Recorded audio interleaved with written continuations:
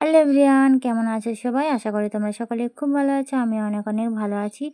চলে আসলাম আজকে আরেকটা নতুন রেসিপি নিয়ে। পটলের রেসিপিটা কিন্তু খেতে খুব দুর্দান্ত লাগে, খুব সুন্দর একটা রেসিপি। এখানে আমি পটলগুলোকে খুব সুন্দর করে কেটে ধুয়ে নিয়েছি। আর এদিকে দেখো, দুদিকে মাঝখানটা একটু করে কেটে দিয়েছি, যাতে পটলগুলো ভালো করে ভাজা হয়ে যায়, ভিতরটা না কাঁচা রয়ে যায়। সেই জন্য কিন্তু এভাবে কেটে নিয়েছি। এবার কড়াইতে তেল দিয়ে ভালো করে এক এক করে পটলগুলোকে আমি ভেজে নেব। আর আমি একসাথে অনেকগুলো পটলই ভেজে নেব। তো এখানে পটলটা কিন্তু খুব ভালোভাবে ভাজতে হবে।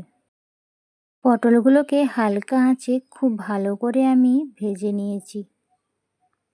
এখানে আমি কড়াইতে তেল দিয়ে গোটা গরম মশলা, শুকনো লঙ্কা ফোড়ন দিয়েছি। আর এখানে একটা পেস্ট বানিয়েছিলাম কাজু, চালমগজ, পোস্ত, বাদাম আর বাদাম আর সাদা তিল আর টমেটো, এই দিয়ে একটা পেস্ট বানিয়ে নিয়েছি।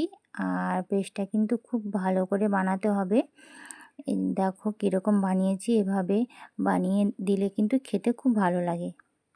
এখানে আমি এক এক করে গুঁড়ো মশলাগুলো দিয়ে দেব। প্রথমে আমি দিয়ে দিলাম হলুদ গুঁড়ো, আর দিয়ে দিলাম কাশ্মীরি লঙ্কা গুঁড়ো। লঙ্কা গুঁড়োটা আমি একটু বেশিই দিয়েছি, কারণ ঝাল হলে খেতে ভালো লাগে।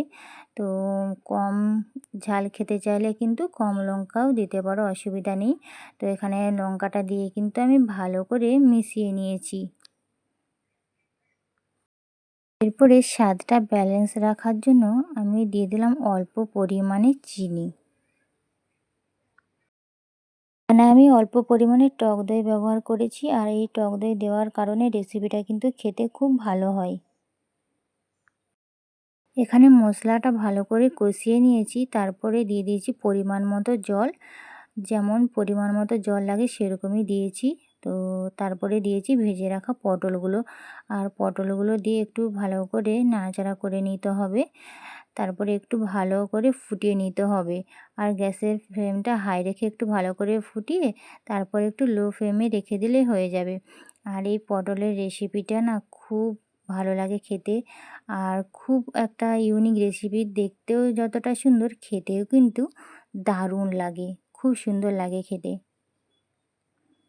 পটলের কোরমা কিন্তু আমার রেডি হয়ে গেছে। এই যে দেখো কতটা সুন্দর দেখতে লাগছে, আর খেতেও কিন্তু খুব সুন্দর। আর এই রেসিপিটা কিন্তু আমি মায়ের থেকে শিখেছি।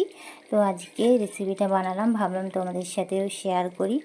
আর তোমাদের কেমন লাগলো অবশ্যই কিন্তু জানিও। আর যদি রেসিপিটা ভালো লাগে অবশ্যই একদিন বাড়িতে বানিয়ে খেও, খেতে কিন্তু খুব ভালো লাগে।